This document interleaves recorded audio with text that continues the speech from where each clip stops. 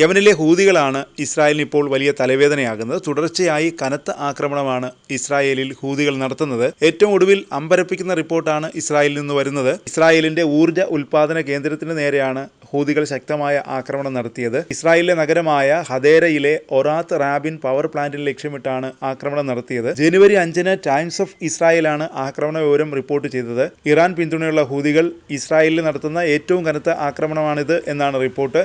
ഇസ്രായേലിന്റെ എല്ലാ പ്രതിരോധ സംവിധാനങ്ങളെയും മിസൈൽ മറികടന്നതായി ഹൂതികൾ അവകാശപ്പെടുന്നു. എന്നാൽ ഇസ്രായേലിന്റെ മേഖലയിൽ പ്രവേശിക്കുന്നതിന് മുമ്പ് മിസൈൽ തകർത്തതായി ഇസ്രായേലും അവകാശവാദം ഉന്നയിക്കുന്നു. അതിനിടെ പുതുവത്സരത്തിൽ കനത്ത ആക്രമണമാണ് ഹൂതികൾ നടത്തിയത്. ഒറ്റ രാത്രിയിൽ 3 ആക്രമണങ്ങൾ നടത്തി ഇസ്രായേലിനെയും അമേരിക്കയെയും ഞെട്ടിച്ചിരിക്കുകയാണ് ഹൂതികൾ.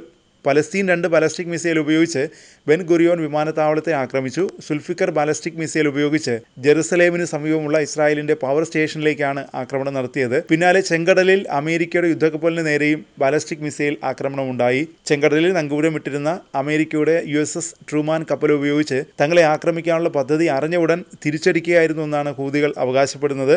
എന്നാൽ ഇസ്രായേലോ അമേരിക്കയോ ഇക്കാര്യം സ്ഥിരീകരിച്ചിട്ടില്ല. ആക്രമണത്തിൽ നാശനഷ്ടങ്ങളുടെ വിവരങ്ങളും പുറത്തു വന്നിട്ടില്ല. പലസ്തീൻ ജനതയ്ക്ക് ഐക്യദാർഢ്യം പ്രഖ്യാപിച്ചാണ് ഹൂതികൾ ഇസ്രായേലിലേക്ക് ആക്രമണം നടത്തുന്നത്.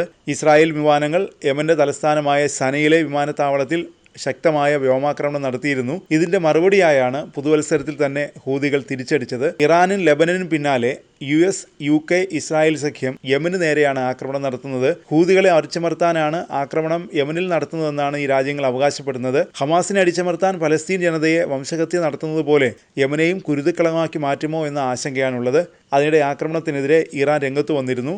ഇറാന്റെ പിന്തുണയോടെയാണ് യമനിലെ സായുധ ഗ്രൂപ്പായ ഹൂതികൾ ഇസ്രായേലിനെതിരെ ആക്രമണം നടത്തുന്നത്. മേഖലയിൽ അപകടകരമായ ഏതെങ്കിലും പ്രത്യാഘാതങ്ങളുണ്ടായാൽ അതിന്റെ ഉത്തരവാദിത്തം US-നും UK-ക്കുമാണെന്നാണ് ഇറാൻ മുന്നറിയിപ്പ് നൽകിയത്.